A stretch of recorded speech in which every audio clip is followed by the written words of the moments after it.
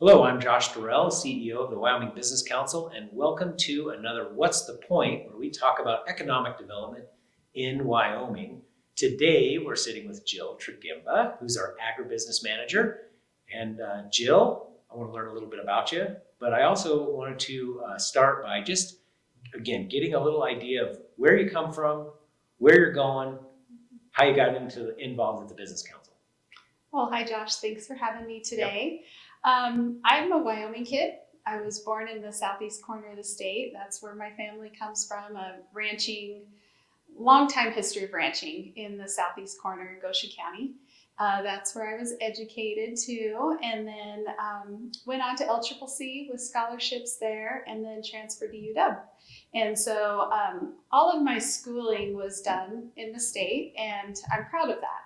I was really proud to be a graduate of UW, and unfortunately, with my degree, which was international agriculture and business, I didn't find a job here. So I had to leave the state to find employment, and went to Colorado for a while, worked at a nonprofit there, and then got recruited into some corporate business out in New York State, worked for that company for quite a while. And you know how life goes, bounce around, get married, have kids, all the things. Yep. And ended up in Kansas for 10 years where we had some businesses that we ran there and had an opportunity to come home. So we did.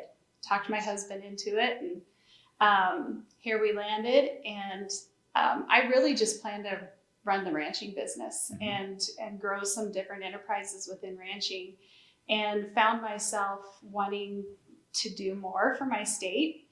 And that's when I ran across the Business Council.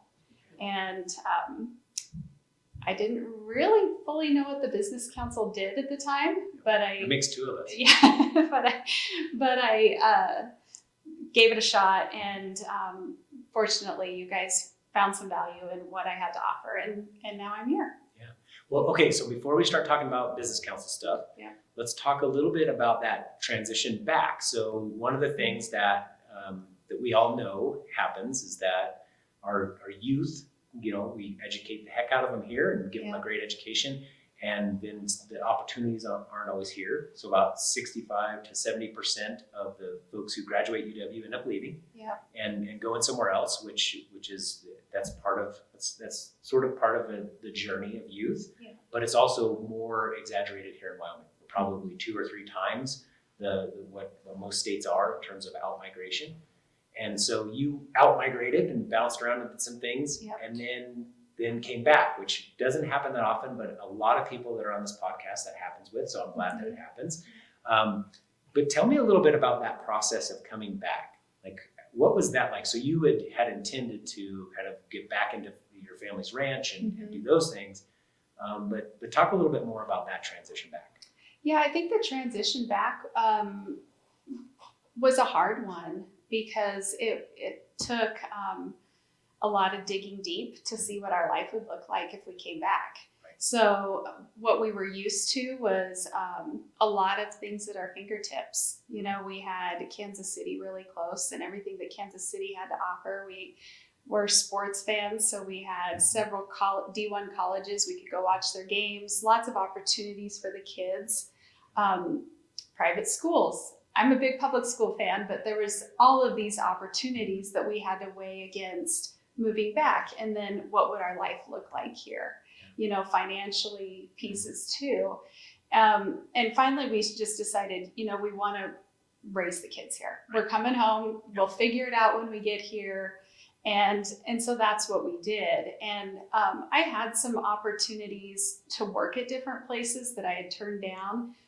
But this was pre-COVID, so remote wasn't really mainstream. Right. A lot of those opportunities that people have in Wyoming now definitely were not in place at the time. And so getting moved back, if you can imagine moving a ranch, was a big, huge, expensive undertaking. And finding the right place to land, the right schools that we were comfortable with, and then my husband too, infiltrating into a new community when he's not a Wyomingite originally, right? So, it was a big decision, but it always felt right. Deep down, it just felt like this is where we belonged. That's great. That's great. Well, good. And so then talk a little bit about your, I guess, introduction to and then work with the Business Council over the last few years. Yeah, so going back to COVID again, I started, my first day of work was when everyone went home with COVID. Yep. And so I actually see it as a blessing in disguise, because I had to fast forward a lot of my relationships and really work on communication with people, and probably a lot faster than I would have if I would have been coming into the building working in the office. There would have been a lot more internal focus and not as much external right off the bat. Right. And so with COVID, we were really reaching out to partners, and we were reaching out to industry to figure out what people needed. And we were testing models of funding for the CARES Act funds with people to figure out what people needed, right? So it was like off the high dive. Right. When I first started is what it felt like. And at the same time, I was trying to figure out, what is the Business Council really? Right. You know, what does economic development mean in Wyoming? What does that mean for agriculture, who's a really production oriented state? And how do I do what I wanted to do, which was be a difference? Yeah. So you came aboard with the idea of, hey, I'm going to be an ambassador for agriculture, and I'm going to understand the business community and agriculture and how they work together, and how do we kind of take agribusiness to the next level. Yep. And of course, all of that changed for a while, but then you've been able to take the last 4 years or so and really devote a lot of time to that. And can you tell me a little bit about what your perception was before, as you were starting, and what you thought of it, and then where you are now? Yeah, I think my perception was a really simple one, and I'm not sure it's wrong, but it's evolved. I really thought that in order to grow the industry and to put more money in people's pockets, we just had to add value to everything. It was, the strawberry jam example. If you grow strawberries, we just got to make jam and sell your jam. And I really thought that was probably what Wyoming needed most. And it still does in some pieces, and lots of people are successful at that.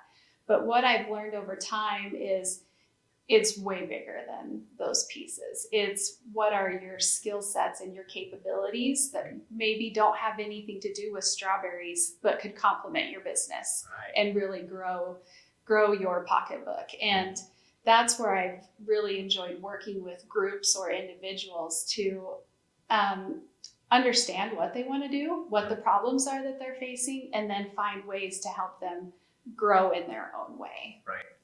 And so you thought of it as, how do we take what we're already doing and try to help those folks, again, make more money, create more wealth, which is a key economic development. Like, we want to create more wealth in Wyoming. That's something that's important to us.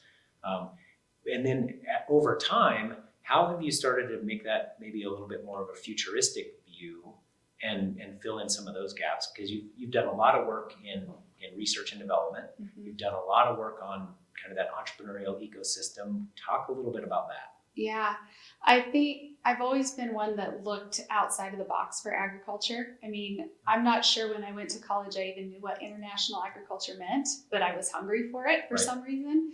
And so I've always looked for other ways to approach something.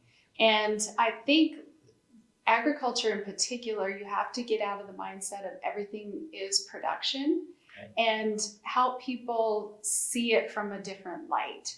So, because maybe that's how their kids are seeing it. Right. We look at Gen Z, Gen X, Alpha, I don't know what they all are now. Yeah, I'm not sure. But they're growing up way differently than I grew up. Sure. And way differently than my father, and different than my grandmother, who figured out electricity, right, at the ranch. So they're going to view the future of our markets way differently than we can. And those markets might rest way more heavily in the palm of their hand than they do at the grocer. And so just being able to look at things through a different lens and then really dig into what is causing that. So why is that generation going to their phone more? Do they want a connection with the land? Do they want a connection with the grower? And looking at markets in a different way. And then taking another step, which is, if ag needs this market, probably other markets in the state need it too. Right. So let's work together. And it doesn't always have to say ag on it, to work together and build that foundation. Right. So there's been a lot of foundation building, I would say, especially in the last year. Yeah. So what you're talking about sort of touches on the subject that I was hoping to discuss with you today, which is the idea of pride. And you actually said the word proud quite a few times at the beginning when you were talking about your education and what you're proud of and the things that kind of make you feel like Wyoming is home and all those things. You can see the pride. And so what you're touching on, though, as you think about ag outside of the box, we have to talk about the word pride a little bit. Yeah. And so I'm really curious about your perspective on, like, how proud should we be about something, and how does pride help us, and how does pride slow us down in those areas? Because again, we all have it. We all feel proud about things about our state, our hometown, our family, all of those things. How do we use it to our advantage and not let it slow us down? So can you talk a little bit about that? Well, I think you learn over time, right? Yeah. An example that comes to mind that happened to me was actually here in this building when I was interviewing for the job. And it was toward the end of the interview, and I got asked, I said something during my presentation about Wyoming beef being the best beef in the world. Which, by the way, both of us agree that it's very, very tasty. Yes, delicious. My Love favorite Wyoming beef. beef. My and favorite. It is the best in the world, for the record. Okay. But I got asked in that interview, how do you know that? And my internal thoughts were, what do you mean, how do I not know that? That was one thought. My other thought was, well, that's rude. Another thought was, how do I communicate that? And coming back to your word pride and proud, the prideful side of me wanted to bark back, like all these stats and everything that would do nothing to influence a consumer, right? But the pride in me wanted to find a way, how do we message that more effectively without just saying it's the best, right? So that people just know it. And that's something that I've taken with me too from that day on, is it's less about telling someone about the pride, the thing you're proud of, but it's having pride in your work, right? And having pride in your work for me means I have to meet the challenge of change. And I have to keep seeking that challenge of what is changing in the markets. What are the new disruptors? I mean, it used to be capital and weather were primary, and death of a family, primary disruptors. Now we have a whole different suite of things that disrupt a market. So how do we change with that and evolve our practices to give more security? All right, so talk a little bit more about that, maybe the nitty gritty of pride and change, because that's the rub, right? That's like rub. The being proud is, we kind of talked about this before, where proud sort of feels like you're looking back, right? You're proud of the accomplishments, you're proud of where you come from, you're proud of those things, but then change is in front of us, and there's the rub. So how do you either help people work through that, or how do you work through that on your own to manage that sort of like that disconnect, if you will? Yeah, I think it can be a stumbling block. It can for me as well. It makes you want to dig your heels in and defend your position, your place, your practices, and it can be a little blinding. So the way I keep looking at it is, what is it not allowing me to see? And specific to agriculture, I forget the year that we've talked about irrigation before, when it came around. And if people had just dug their heels in and said, we're going to keep doing things the way we've always done, we never would have got irrigation. and we would have way less arable acres in our state and across the American West. Right. And all of those pioneers and those families, I mean, they might not even be here if we didn't have that arid land at the time. Didn't have that. Yes. Yeah. So I think just trying to make it a verb, make pride a verb instead of past tense, but having pride in your work and being that, for me, that ticks a learning component in for me. Like instantly those connect in my brain is if I'm taking pride in what I'm working on, I'm trying to learn how to do it better. I'm trying to learn from others because from a humble position, I clearly don't know. Right. And I clearly don't know what the future holds or the great ideas or those innovative ideas that are out there. We have to seek them. So you're sort of talking about the difference between having pride in the process that you take to get something versus pride in the outcome of it. And to me, that's a key component because the outcome of something sometimes is beyond our control. Yeah. Sometimes we can't deal with it, and also that trophy, if you will, right? Like you have this discussion with your kids. I bet they don't win every race or win every basketball game or volleyball game, right? But we want people to be proud of the work that they put in and the way that they performed and the way they're improving. Not necessarily it's only about the trophy, right? And I think sometimes we get those things backwards, right? We focus on, well, what are the statistics? What is the trophy that we have, rather than the work that we put in.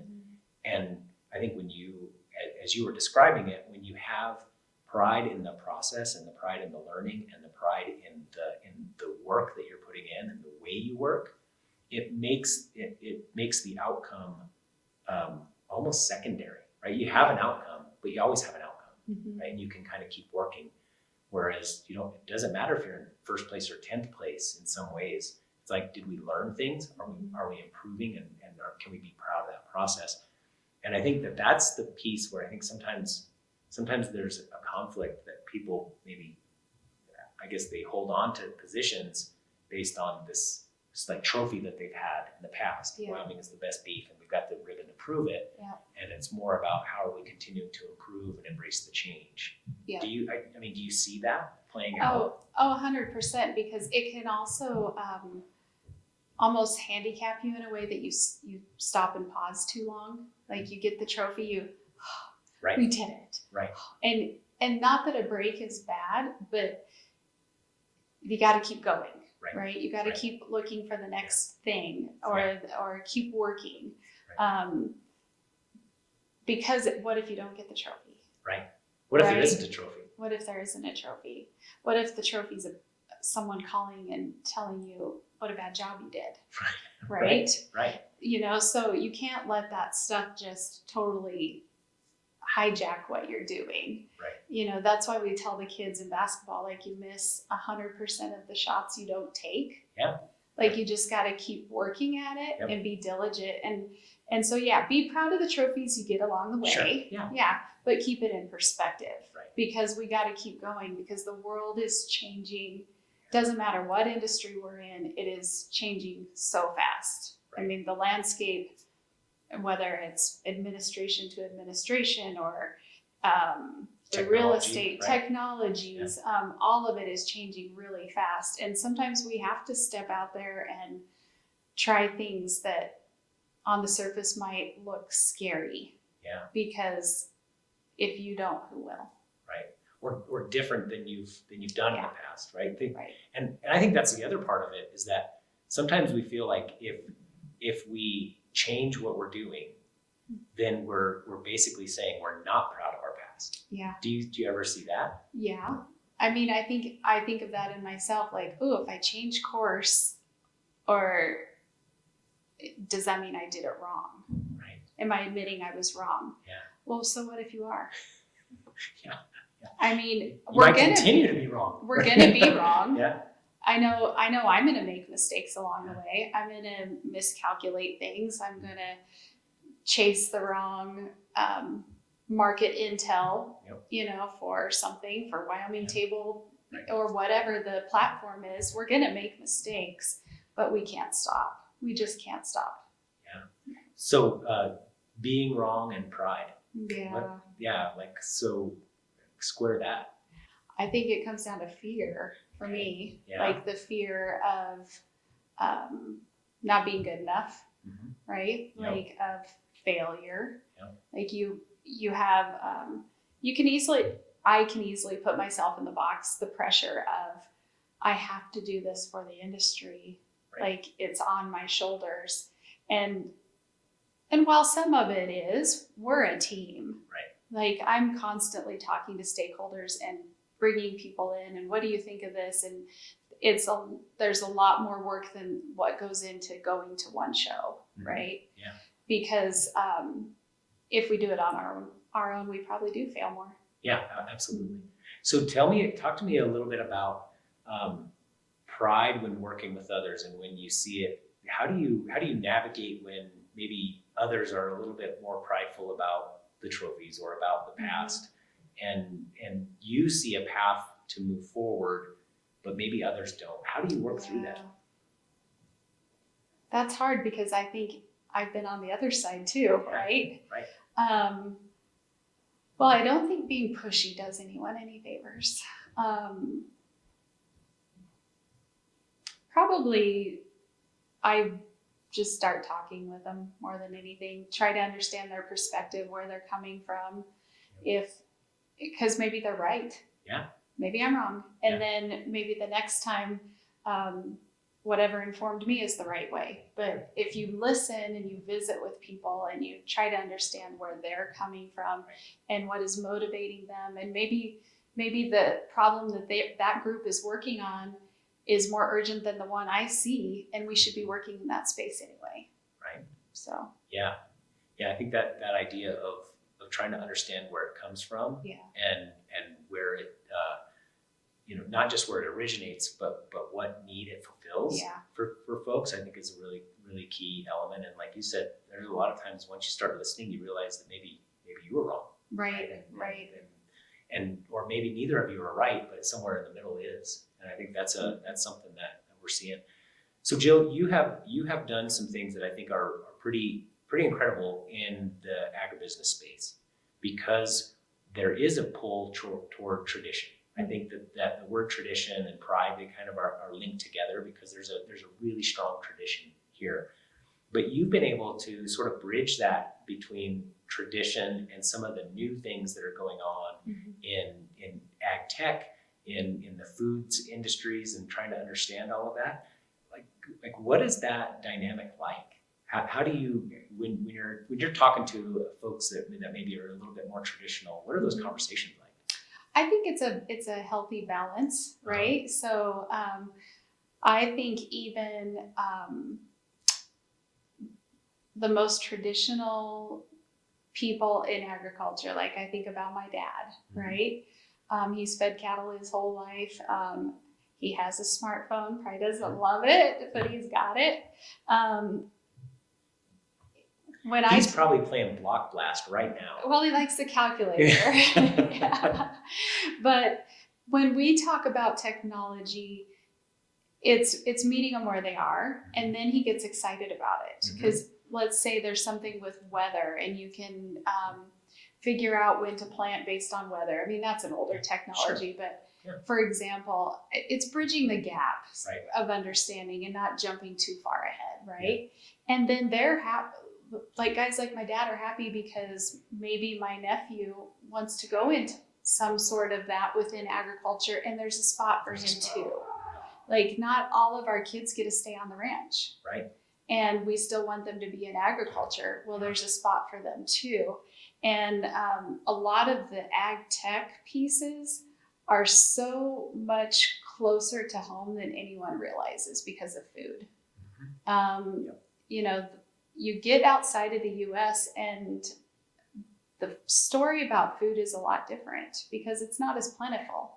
And so it becomes a national security conversation. So when I go to conferences like World Ag Tech, the conversations around food and GIS imaging and why Google's in the room and a lot of these big conglomerates is around national security, because food and agriculture is such a big deal in our world. Right. And so bridging that gap between what can our kids engage in here in Wyoming, because the roots are here, like the roots are here, they're healthy, watch the tree grow. Find those trees, and what are those pieces of ag tech that can work here? And they can then use their entrepreneur brains, because that's how they're raised by entrepreneurs, to grow that and start that cycle. Yeah. I think we sometimes think about entrepreneurs as, you know, these tech wizards and people have come up with this new whiz bang thing. But I think it's easy to forget that when you're running an ag operation, you're an entrepreneur. 100%. Right? You are taking risks every year. You are working with variables that are outside your control all the time. I mean, it is ultimately that. And so I think hearing you talk about it that way, and recognizing that those are entrepreneurial businesses, and they're exciting and scary and all of the things that we might not see on TV, but they are really important to us, and there are a lot of opportunities there. I would say that what I have seen over the past few years working with you is the amount of opportunities in agriculture and where it can go into the future. And now my eyes have been open to it much more than I understood before. Right? I did understand it as that's where I get my steak for sure, but that was kind of it. But then seeing it as a place where, hey, it can really be, we could be a bridge from that traditional perspective into some of the newer things, and make it where, I'm sure this is important to you. I'm gonna turn that to you. So here in a second, I want to know why you do your work at the Business Council, and why it's important to you. Yeah, it's a pretty selfish reason, but but it's real. It's my kids, it's my family, like making sure that there's an opportunity. They can leave if they want, bring their knowledge back, but to have the opportunity here. You know, agriculture is so ingrained in all of our communities, and if you took that out, I don't know what supports a lot of those little towns as service communities.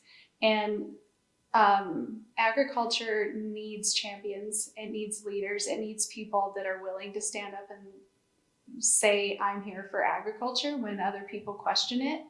And I want those opportunities for the people that are interested in it, and especially my kids. And I think if we build opportunities in agriculture, in research and development, in technologies, engineering, construction, it all plays together. It's not a one-off. It's all intertwined. And I'm just thankful for the opportunity that I get to do that with that title of agriculture being part of who I am. I don't think we could say it any better. And I just want to thank you for your time, not just at the podcast today, but for sure within the Business Council and what you're doing for the future generations of Wyomingites, because that's really why we're here, is to help that. And you said it really, really well. And while we might be talking about agriculture as the subject matter, what you're talking about when it comes to pride and tradition and opportunities for future generations, it doesn't matter what you put, whether it's ag or tourism or energy or mining, all of those things are important to us, and all of those things have a future, and we want to make those future opportunities for our kids. And so thanks for sitting down with me and for articulating it so well. Thank you. Yep. Thanks, Jill.